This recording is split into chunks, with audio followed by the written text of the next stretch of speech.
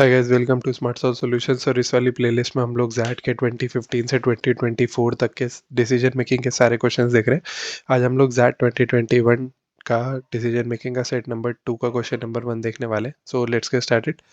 तो set sets that Saradeep was the proprietor of Saradeep and Sons Private Limited, an auto parts manufacturing company. He had three children, Tapsi, Kesar, and Sandeep.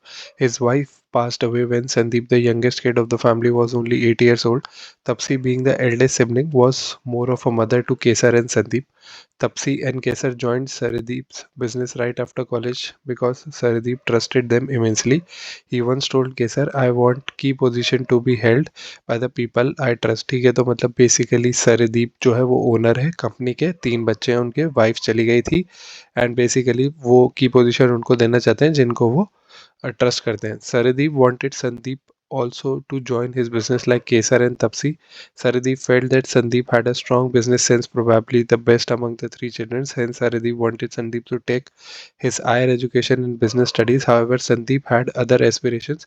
He wanted to become a lawyer. Of late, he was offered admission to the prestigious National Law School, Bangalore. As soon as he received the admission offer, he rushed to share his news with the family members. Sandeep shared the news of the admission offer first with Kesar, who exhibited mixed feelings.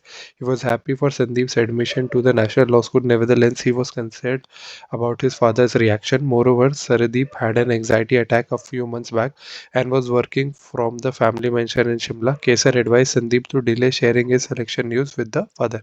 तो basically national law school में उसका हो गया था। सरदीप चाहता था कि Sandeep business में ज्वाइन करे, बट वो लॉयर बनना चाहता है। बहुत अच्छे कॉलेज में हो गए।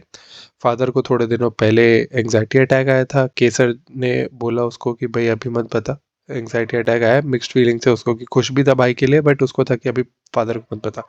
Which of the following if true would enable Sandeep share the news with Sardeep without delay?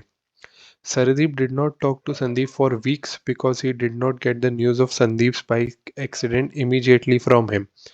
भाई, जब संदीप का बाइक एक्सीडेंट हुआ था और उसने अपने फादर को इमीडिएटली उस बारे में नहीं बताया था, तो उसके फादर ने उससे बात नहीं की थी वीक्स तक। ठीक है, तो एक काफ़ी अच्छा कारण है कि हाँ भाई, मतलब अगर आप अपनी बात जो है फादर को इमीडिएटली नहीं बताओगे, इतनी बड़ी न्यूज़ नहीं दोगे और उनको बाद में पता चलेगा, तो हो सकता है सेम थिंग रिपीट हो।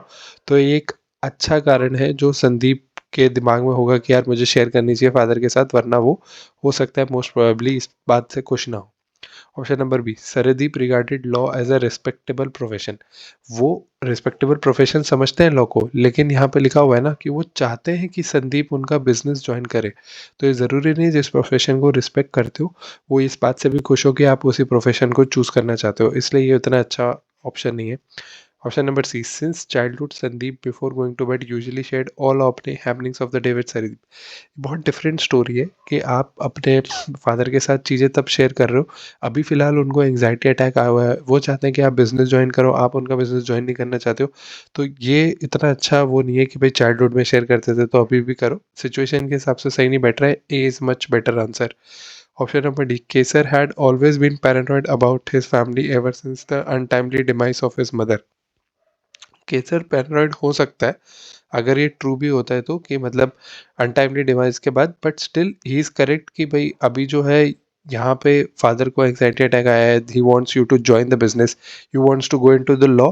तो यहाँ पे केसर काफ़ी रैशनली सोच रहा है, इतना पैरानॉइड लग नहीं रहा है।